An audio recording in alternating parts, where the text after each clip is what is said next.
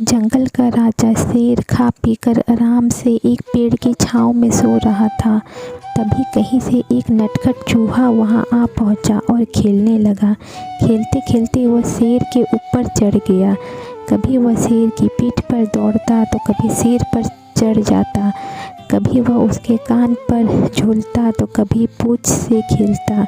उसे बड़ा मज़ा आ रहा है और उसकी उछल कूद बढ़ती जा रही थी। नटखट चूहे की धमाचौकड़ी से शेर की नींद टूट गई। आँख खोलकर उसने देखा कि एक छोटा सा चूहा उसके ऊपर खेल रहा है।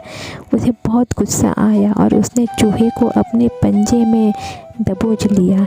शेर के पंजे में आते ही चूहे डर गया और थर थर काँपने लगा।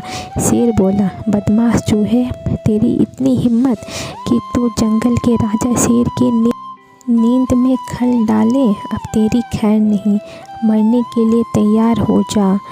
अब मैं तुझे मार कर खा जाऊंगा। मौत सामने देख चूहा गिड़गिड़ाने लगा, वनराज मुझे क्षमा कर दे, मुझसे बहुत बड़ी भूल हो गई। मुझ जैसे छोटे से प्राणी को खाकर आपका क्या मिलेगा? आपका पेट तो भर नहीं पाएगा। कृपया कर मुझे छोड़ दीजिए। अवसर आने पर मैं अवश्य आपके काम आऊँगा।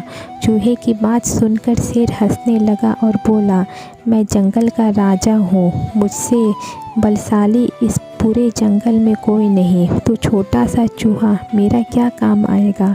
लेकिन फिर भी मैं दया करके तुझे प्राणदान देता हूँ। मेरी नज़रों से दूर हो जा और आइंदा कभी मेरी नींद में खल मत डालना। चूहा धन्यवाद कहकर वहाँ से चला गया। कुछ दिन बीते। एक दिन शेर जंगल में शिकार के लिए घूम रहा था कि वह शिकारी द्वारा बिछाए जाल में फंस गया। उसने बहुत प्रयत्न किया किंतु जाल से बाहर नहीं आ पाया।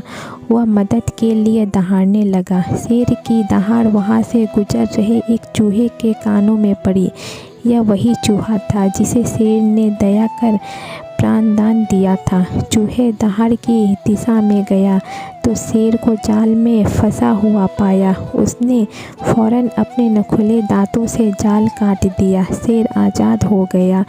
उसने चूहे को धन्यवाद दिया तो चूहा बोला, वनराज आप शायद मुझे भूल गए हैं। मैं वही चूहा हूँ जिसे आपने प्राणदान दिया था। मैंने आपको कहा था कि किसी दिन मैं अवश्य आपके काम आऊँगा। देखिए आज मैं आपके काम आ ही गया।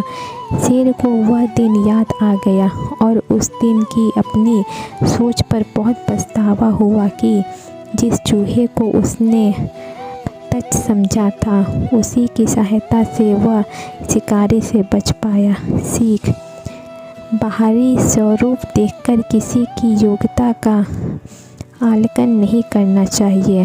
उपकार कभी व्यर्थ नहीं जाता। किसी न किसी रूप में उसका फल अवश्य प्राप्त होता है।